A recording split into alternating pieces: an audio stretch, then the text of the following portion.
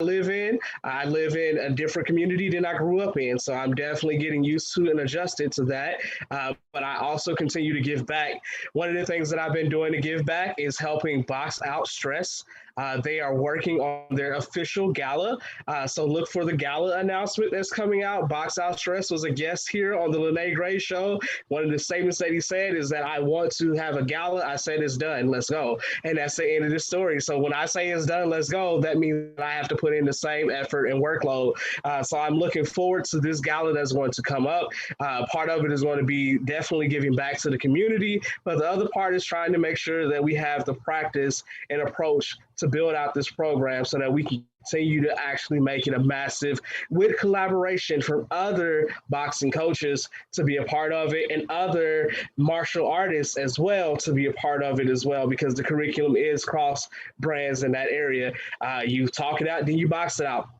Another program that I'm with, and I am a board member, so I'm going to say this officially. The Village KC has a wonderful set of programs. It is the first Wednesday. So guess what I have to do tomorrow? I have to go to Yogurtini. You can see me at Yogurtini. I'm going to be there. If you want to sit and talk with a board member for the Village KC, meet me at Yogurtini, and I'm going to say at 5:30. All right, I got to make a couple of trips. If I change my mind, I will post it on Facebook. But from 11 to 7 p.m., I need you to go to Yogurtini, buy some yogurt, some frozen yogurt, pick your flavor, pick your toppings, and when you get to the counter, say, I am here with the Village KC. That is a fundraiser. It is also a Black-owned business, and you can support your community and students. We have initiatives coming up. I have to bring it up because it's the simple fact that when we say 2 minutes, dos minutos, I am talking about not only the things that we do in politics, but we have to do things in civics.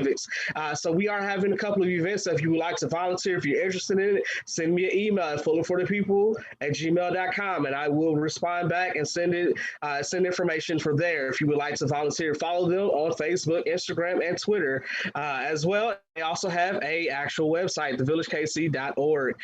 You can go there and you can log in and be a part of that. We have our vendor fair coming up and everything like that. So I'm not going to go too much, but another nonprofit that I've been with is the School of Economics. We'll continue to progress.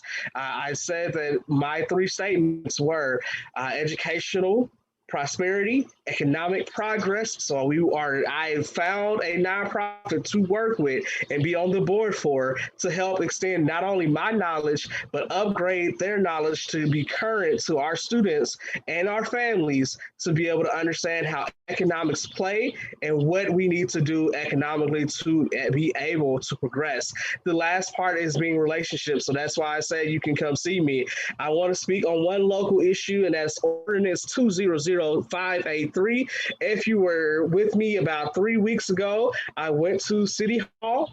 I spoke on this ordinance. It has been voted upon.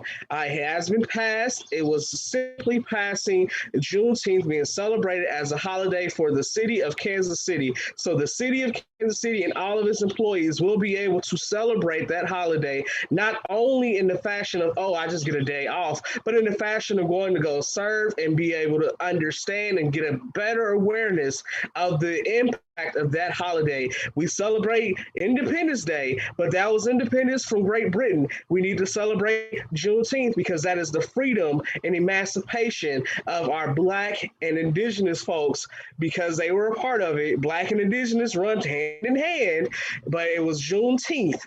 All right. And so lastly, Pride Month. I'm going to say this because I had this article and I'm in a complete debate right now on Facebook. If you follow my page, me and my guy are going back and forth. Transgender rights, and it's Pride Month. They have the right to use the bathroom, the restroom, public restrooms. Get off your high horse. Stop trying to go check. You're not going to be able to check without getting a fist to the eye. Stay off and mind your business. Let them use the bathroom. This is not about predators. Don't argue with me about predators and that because I'm talking about people that are trying to use a simple human dignity and go to the restroom. Let them be. I promise you, they are not here to steal your wife. They're not here to steal your kids. They're not here to do anything with you. So if you're upset and fearful and scared, that's on you. Go deal with it. That's your bias. This is coming from somebody. I've learned this myself and I've been able to practice this.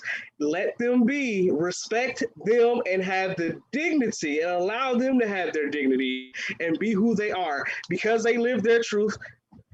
Sorry about that. Lilo, get off of me. I love you. I'll see you in a second. Let them live their truth, and you can just simply live yours. They said when you let your light shine, unconsciously allow others to let theirs do the same. That is my favorite poem to go there. Our deepest fear is that. So let them let their light shine. If your children decide to tell you that they are thinking a certain way or they have questions, if you're not comfortable, go find somebody that you can be a resource and help them navigate that space. It is not about indoctrination. It is not about switching them to a certain sector or whatever the case may be. It is simply about being intelligent and aware, respectful, and having dignity of those people. This is Dos Minutos with Jorge Fuller, Fuller for the people, hashtag Fuller for the people. Thank you.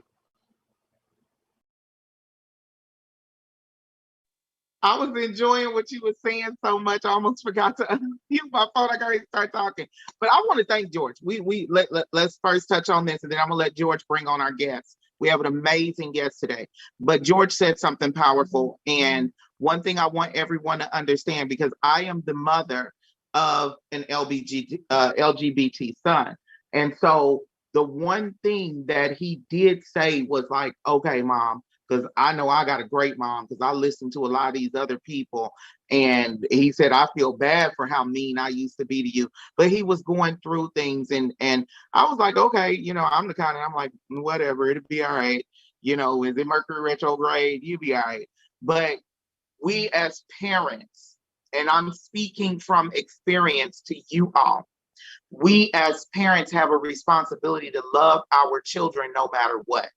Because like George said, he's in a debate with someone else about somebody's child having the right to go use the bathroom because they're dressed as a man or they're dressed as a woman or they've changed their sex.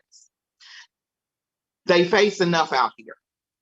We as parents need to say, okay, this is where you come to be. And I don't care what your religious beliefs are, because half of y'all wrong anyway. So I'm gonna just leave that alone. But you have the responsibility to your child.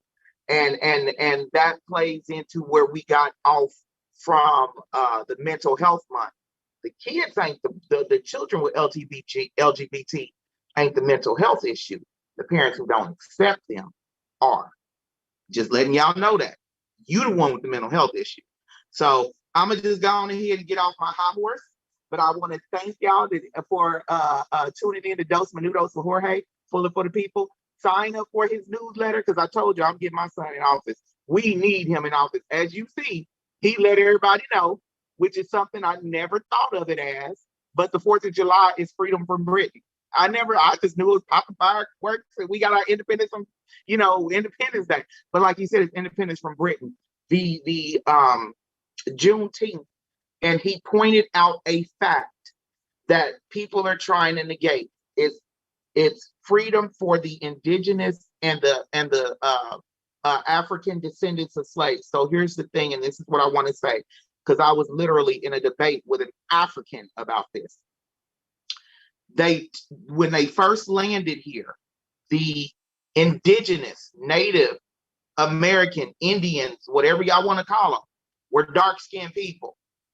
They were dark-skinned people. They went through ethnic cleansing. Why is it that everybody can go through ethnic cleansing but the folks here in America? They went through ethnic cleansing, which lightened and whitened the skin of the Native Americans, of the Indians, of the indigenous people. Let's get this clear. Those who were dark-skinned, were still dark-skinned, were mixed in with the African slave. Hence you have, and all my parents are Black. So that's what I want y'all to understand, is when he threw the indigenous people in there, that's because there are Black African American people that have heavy Native American and indigenous blood. And no, we're not on the registers, because then they would have to honor the laws and protections for Native American indigenous people to this country, they would have to honor it with Black people.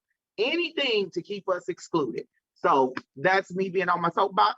I'm going ahead and give George the floor to introduce our amazing program. Y'all pay close attention. Break out your pen and piece of paper, please. Thank you.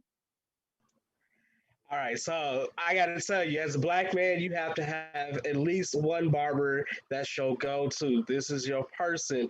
We understand that barbershops have different cultures, different communities, different fields, and different climates. But I can tell you, this person here is the epitome of what a Black barbershop is.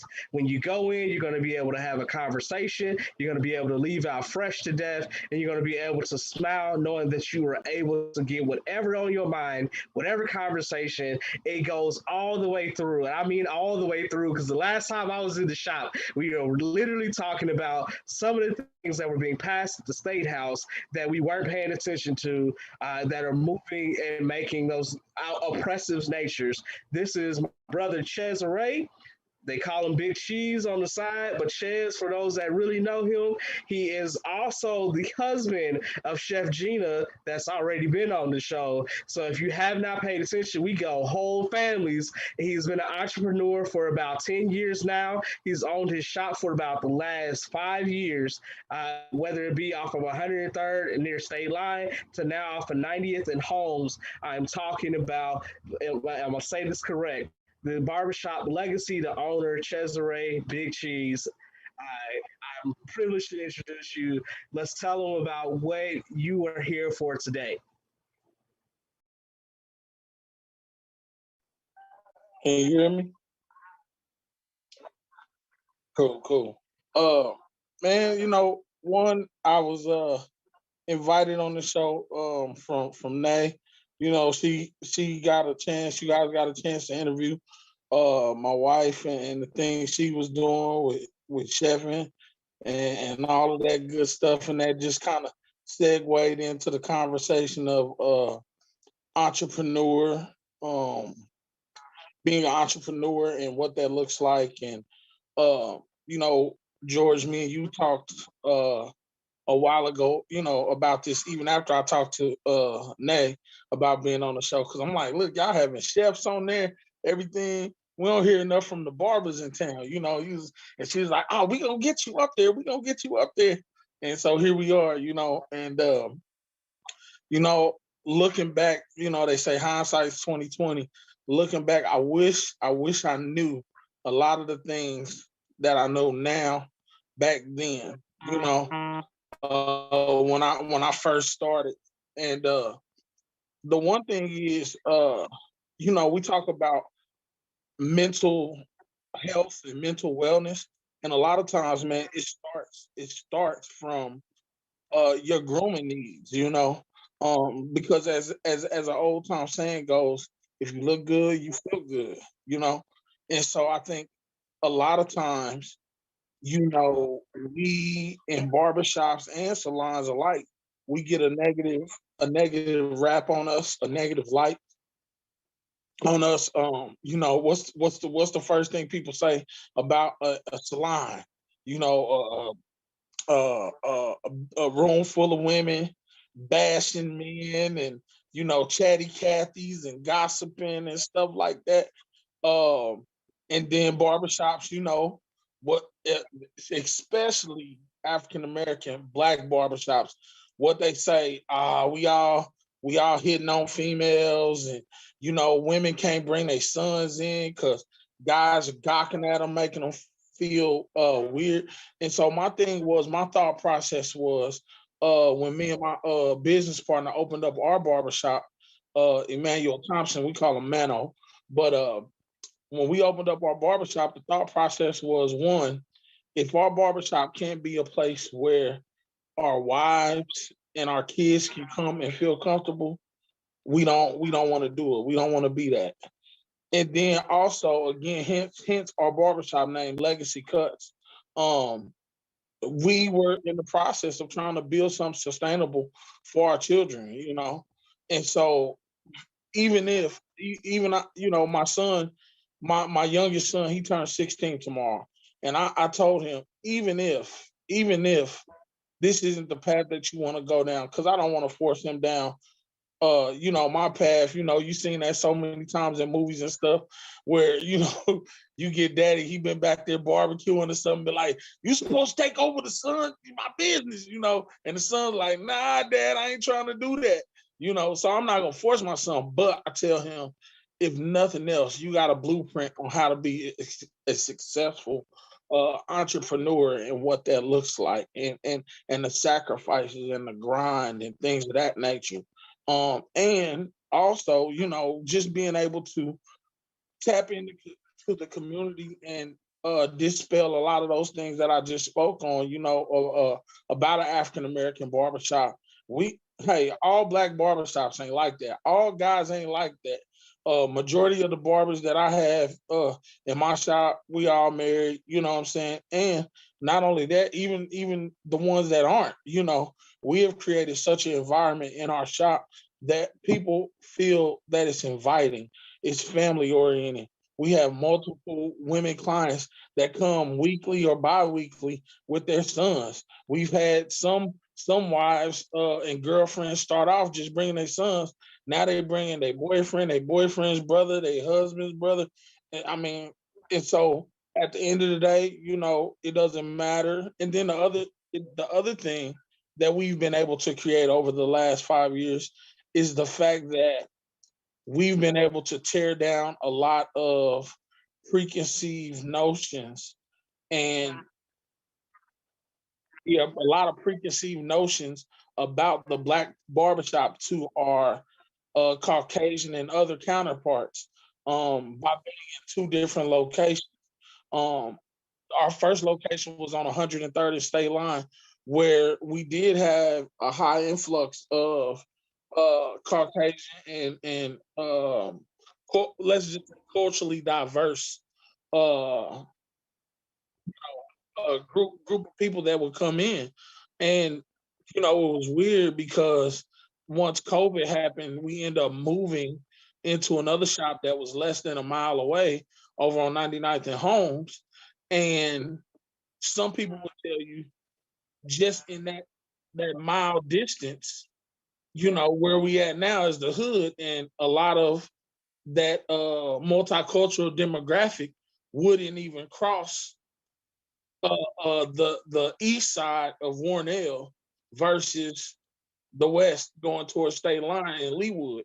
But now, because we built that rapport up to let people know that hair is hair, people is people, we all bleed red. We all got the same issues. We all got girl problems. We all got wife problems. I mean, all our sons got teenage problems. Heck, if you got a teenage son, I don't care if he white, black, Asian, in between, all of them get to a point to where they room stink. It's socks everywhere. Like it is what it is. And then we have an argument with our 16-year-old sons that, hey, you need to do something about your grooming needs. Come down, get your hair cut, feel good, all that. So, like, so we've been able to tear that myth down with a lot of people. And now, because of it, in the community that we're at, we definitely see a higher influx of multicultural bodies coming in and out our shop on a regular basis. And so I enjoy being that bridge in our community with the work that we've done.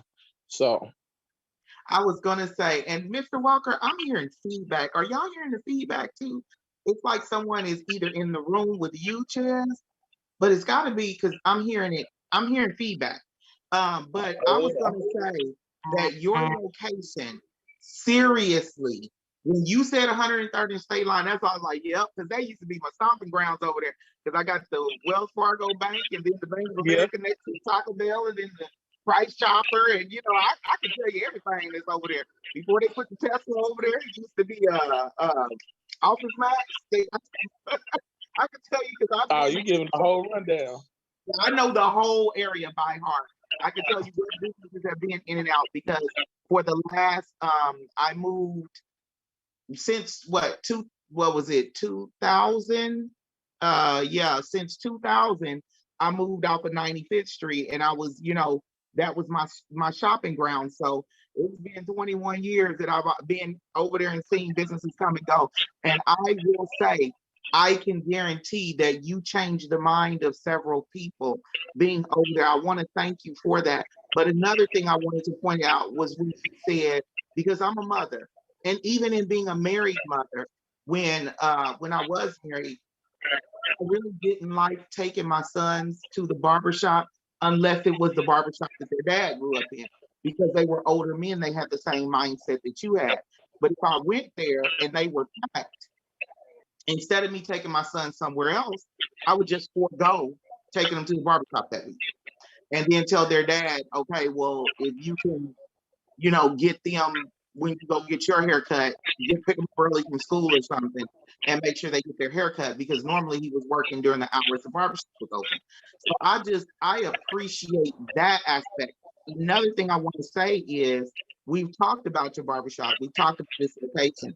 What is the official business information for people who want to go support your barbershop? We need to know the name on the sign and the address on the front door. And if you have a telephone number that people can call and see how quick they can get in the chair. Okay, so you can reach us at Legacy Cuts, KC. That's on all platforms. And then if you're looking for us, you will find us on Google. It is geolocated. So if you are close to the area, the beauty of Google is, because it's geolocated and is review based, you will find us in the first 5 slots that pull up on Google. If you look in barbershops, we are 5-star rated over the last 3 years. I'm grateful to God for that, because that's not an easy task, especially when you deal with the service industry. And then also we are physically located at 548 East 99th. That's directly across the street from Dollar General and Lamar's Donuts. And we're up to like on the same shopping center as Charlie D's fish place, which is another Black-owned business. So shout out to them. We just show love all the way around, because without the community, we don't make it. So, and that's another thing during this time of COVID, like, I've seen a lot of businesses go under, and a lot of businesses fold, and because of COVID. And I just thank God that we were in a position to even be able to relocate our business, and still be able to do efficient work and bounce back. And honestly, we back better than we was before. And I just want to send a shout out to all my barbers that do work inside of Legacy Cuts. For those who y'all know, we got Jay Styles. I got my man Jay Money, Mano the Barber, and Corey. And so I just want to send a big shout out to you guys. If y'all are listening this evening, man, y'all do amazing work. Me and Mano could not do this without y'all.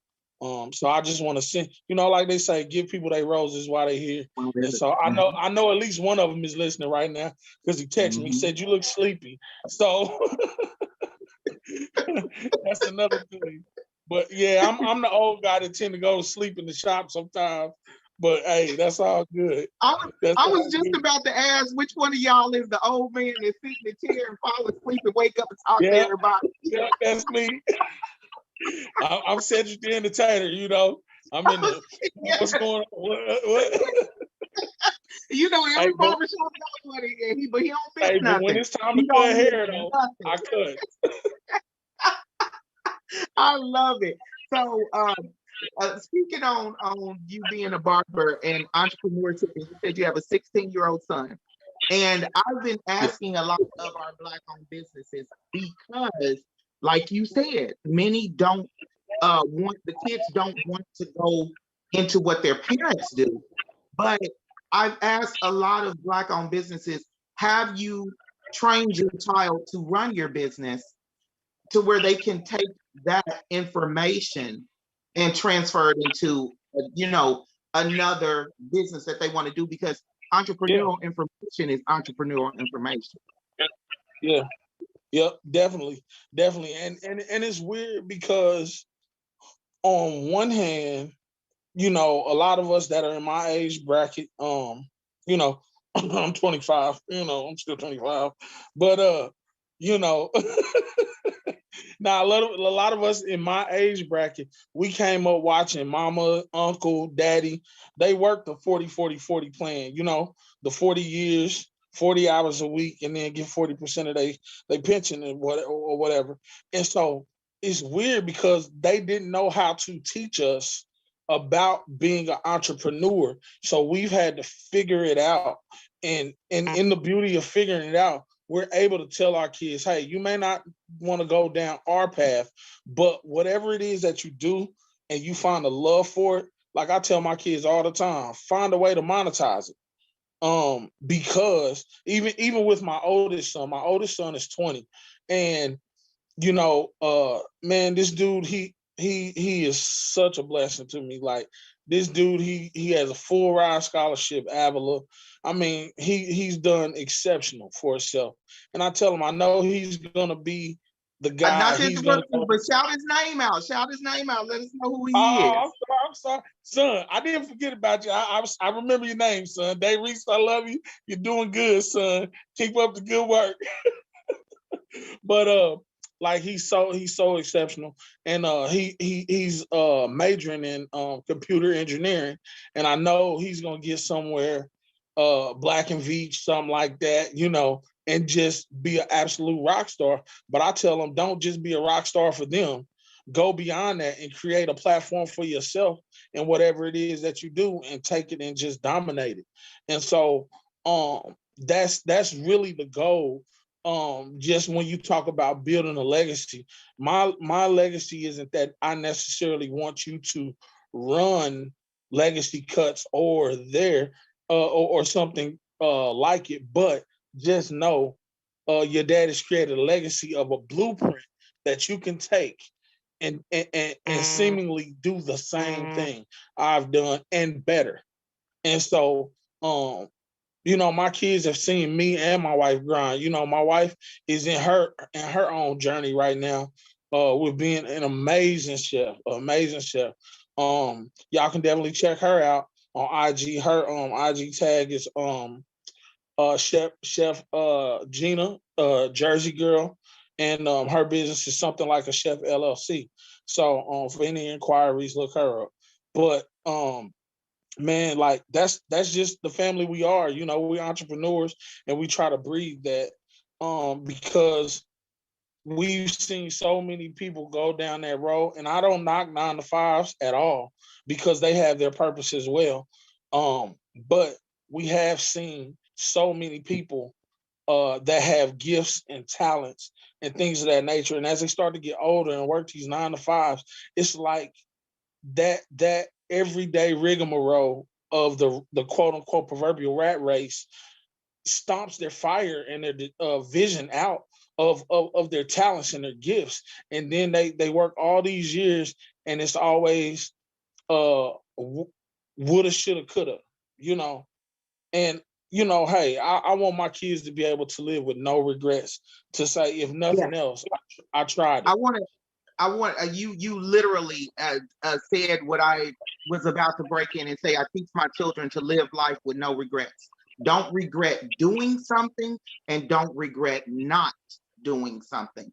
So you make that Right. decision, you commit to it, and you have no regrets on the decision that you made. Yeah. And you said something really powerful when you said you don't knock 9 to 5. You're just saying don't let your dreams die while you're working this 9 to 5.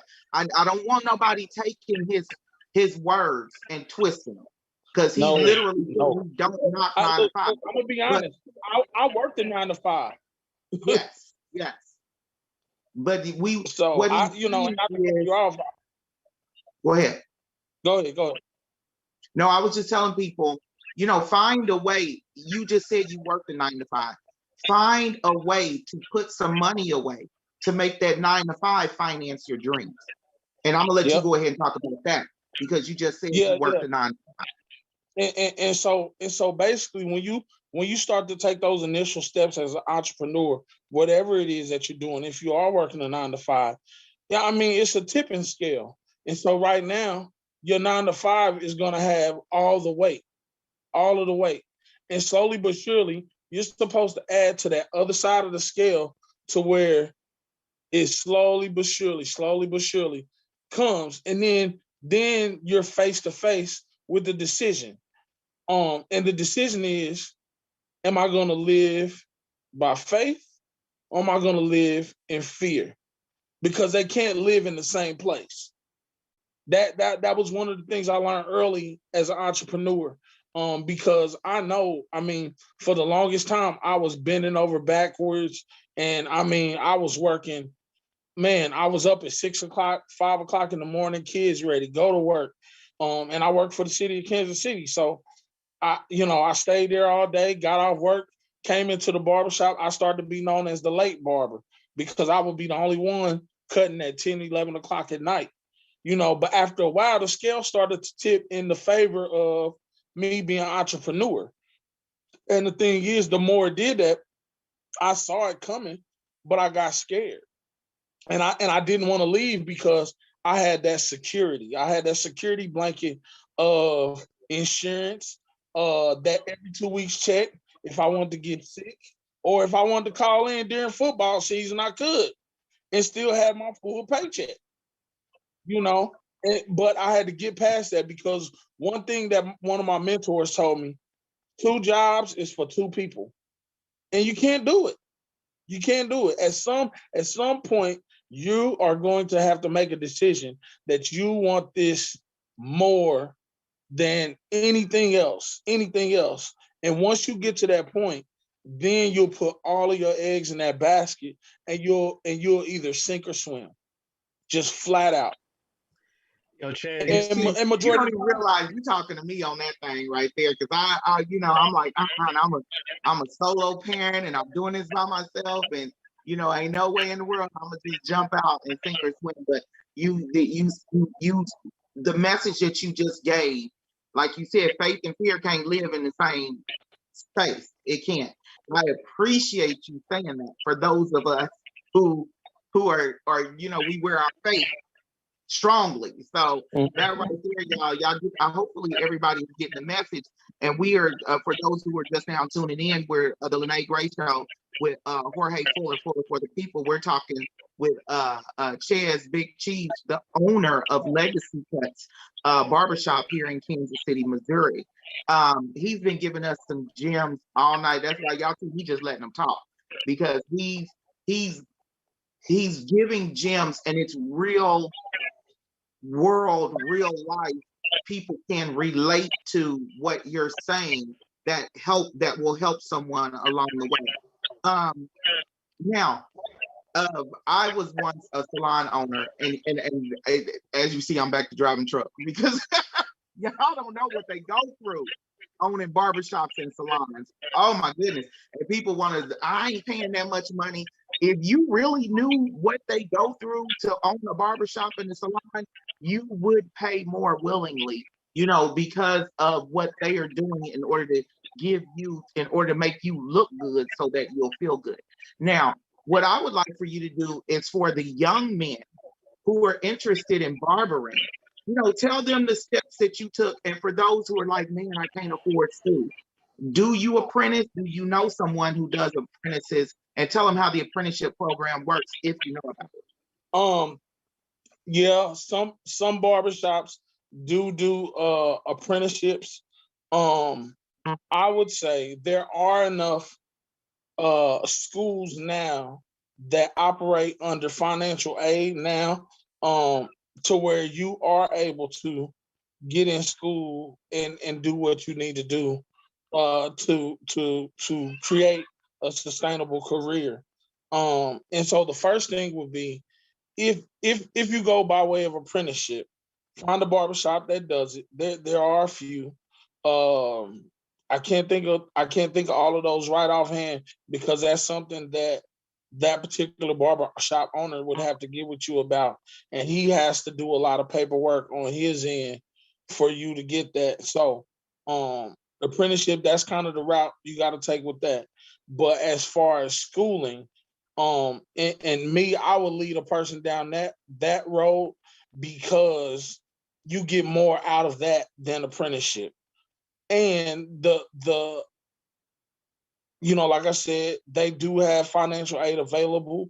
A couple of schools that I do know per se is the one that I came out of, Transform, Barber and Cosmetology College, the Kindles. They're great people. They are relocated now. They are on, I believe, 58th and Prospect, right across the street from They're right on 60th and Prospect. It's right because I went there for my crossover, and he's yeah. right. They are amazing. And Mr. Kendall is actually, I don't know if he still is because that was in 2010 when I was there. But you want to go to Transform because he was the president of the Missouri State Board of Cosmetology and Barber Association. Yeah. So he knows when you go there, you're getting it right because he wants you to pass that exam. But they're on Yeah. 60th and Prospect. Go ahead. I'm sorry.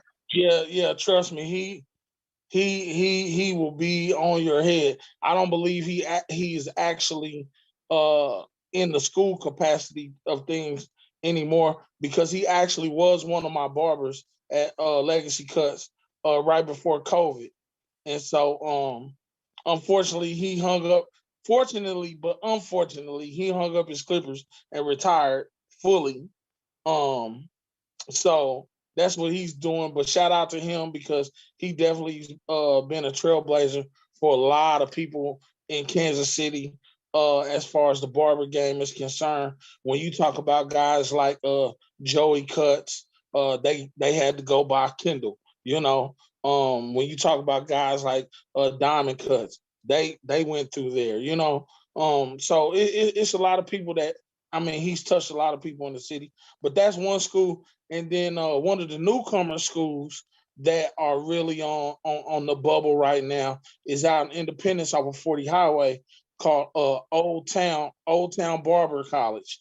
And it's right across the street basically from Hy-Vee. It's on 40 and Nolan. Right there by Old Town Pottery. And so you can find those guys. Those are really good guys. They got a really good curriculum. So y'all wouldn't, I don't want to cut you off, but I want you to finish so I can give people the visual. It's across from Hy-Vee, next to Old Time Pottery, right next to Dollar Tree. But go ahead. Yep, that's exactly where it is. And those guys are amazing. They have a lot of people that are coming out of there, young guys and girls that I know that are doing great work. And so those are two top tier schools that I do know about that do provide financial aid. I don't know exactly what the numbers look like in 2020 for a person to go to school or nothing like that, but it's there. And within knowing that, you got to ask yourself, how bad do you want it? How bad do you want the change in your life? And that's for people working a 9 to 5 or the people who are just trying to figure it out right now. Like I said, it took me while I was working my 9 to 5, it took me about 3 months to finally put my leave slip in. Because one of my barber brothers kept telling me, I kept telling him, I said, man, I'm gonna put my pink slip in. I'm gonna put my pink slip in. And he'd be like, all right, big fella, go ahead, do it. Then I get to work and I'm like, I got this bill due. Let me make sure some things line up. Then he asked me, he said, you put it in? I said, man, I just want to be sure that and all it was just a matter of fear, and like I said, you just can't live in fear all your life, or you'll never accomplish what you want to, So And I want to say this. When you said, how bad do you want it? There are several people who lost their jobs and they still have their cosmetology and barber license. How bad do you want it? yeah. You have something that you can build. And He's closed down now, but my last stint doing hair was at Northern Barber and Beauty, Mr. Northern. 40 Yeah. years and 40 plus years in the game. He literally was my former spouse's first haircut. And he cut all our kids' hair. And he was 40 years in the game, and he retired at COVID because he was like, look, I'm 80 plus years old. I ain't trying to chance it with COVID no more. And so he closed the building down, sold everything and all of that. But that was his only income for 40 years. So it's all about how bad do you want it. You've been open how many years now, Chaz? Pretty much collective almost 5 years. Yeah, and you said, I got to do this. And once, tell us how you felt once you made that jump and quit your job. Tell us that. Break that down, because I'm gonna be quiet so you tell. So when I really first, I remember putting my slip in, and I'll be honest, a lot of people say, if I ever get a chance to quit my job, I'm gonna flip the bird to them and everything. And it was weird because a lot of times people will make you feel like what you're doing for you is wrong.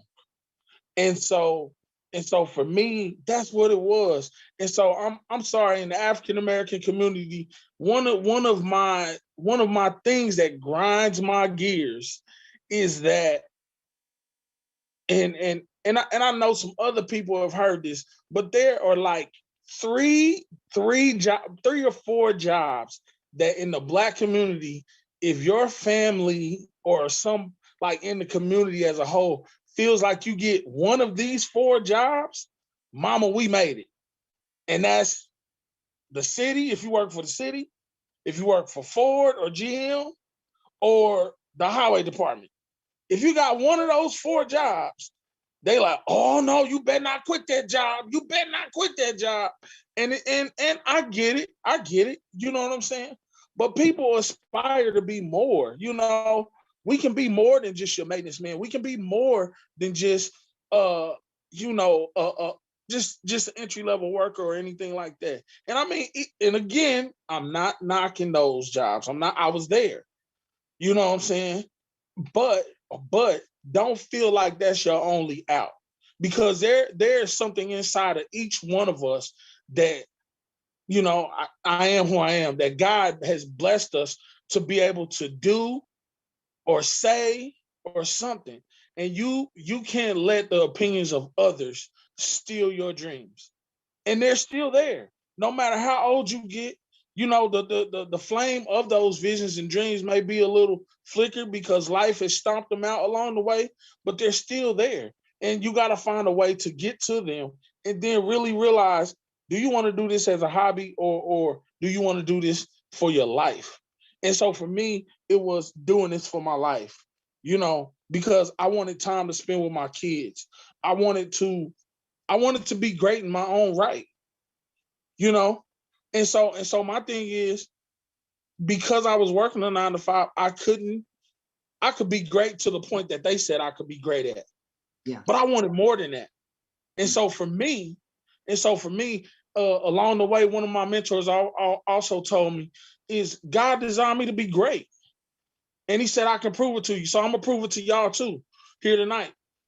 So each one of y'all, George, Jorge, Nay, y'all was born with a purpose. And the thing is, when y'all was conceived, y'all raced with 100 million other little fishies that went to get to your mama's egg, right?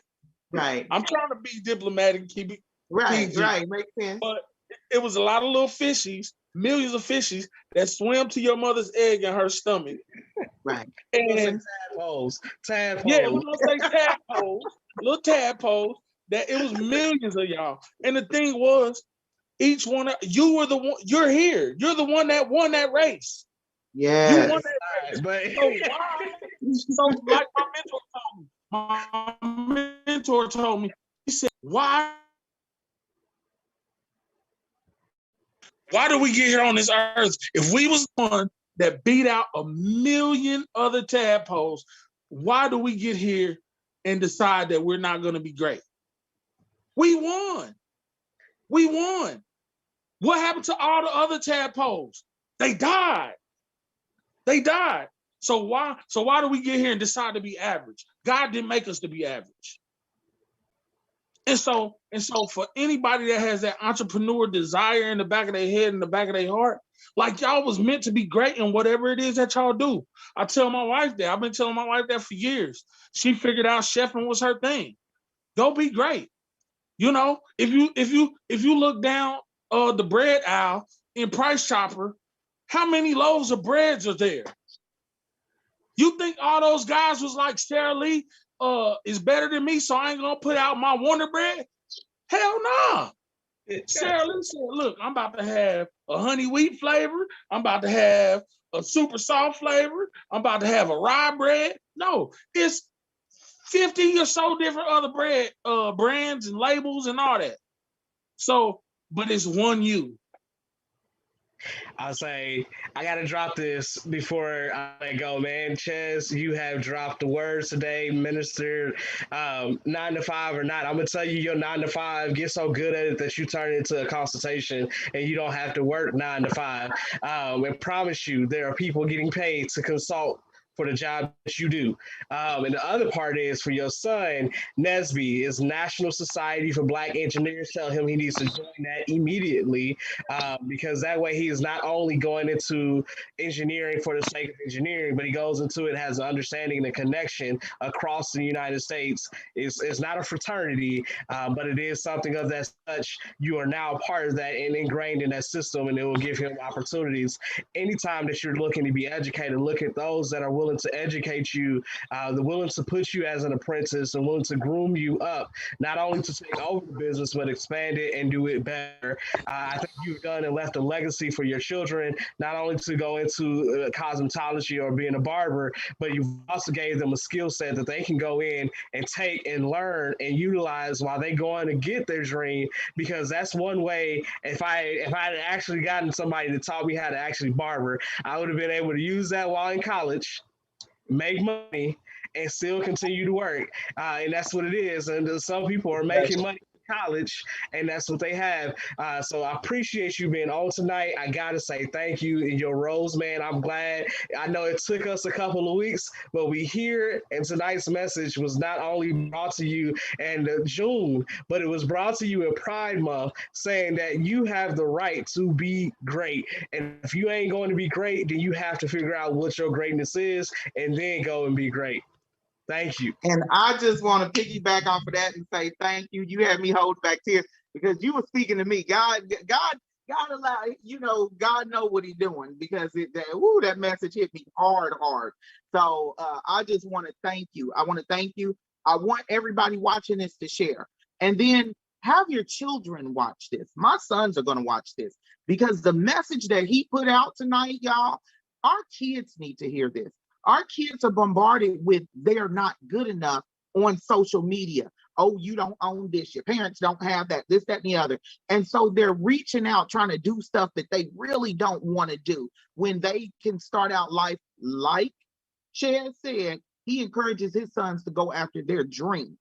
And so I appreciate that in you. You also spoke a mighty powerful word to our people who are exiting the criminal justice system, the people who are getting out of jail, the felons. Y'all can't get jobs. The people who might not even be exiting, but you have charges that are stopping you from getting jobs. He's telling y'all, grab a pair of clippers, grab a comb. I promise y'all, during my hardest times, I could count on somebody booking a silk press for $125, or booking, I could count on somebody coming in and saying, hey, Lyne't, I just need a couple take off the back. And once that $15 from taking something off their head, then everybody just starts rolling in. They're like, hey, you doing hair today? It's just something that God says, okay, you're going to be in the shop, I'm going to send you people. So that's what I want everyone to understand. Please share the show. Please play this show for your children, even if you got to fast forward to the part where he starts giving you the word. I want to thank you, Ches. I want to thank you, Gina, for sharing your husband with us tonight. And I know it's late and it's a late show, and I just want to thank y'all for y'all patience. This is the Lyne't Gray Show with Fuller for the People, and Ches, from the owner of Legacy Cuts barbershop here in Kansas City, Missouri. I will see y'all next Tuesday at 8 p.m. I wish everybody joy, love, peace, happiness, health, wealth, well-being, total enlightenment, prosperity, success, affluence, and a whole lot of money. Y'all take care. I will see y'all next week. Thank you, Mr. Walker.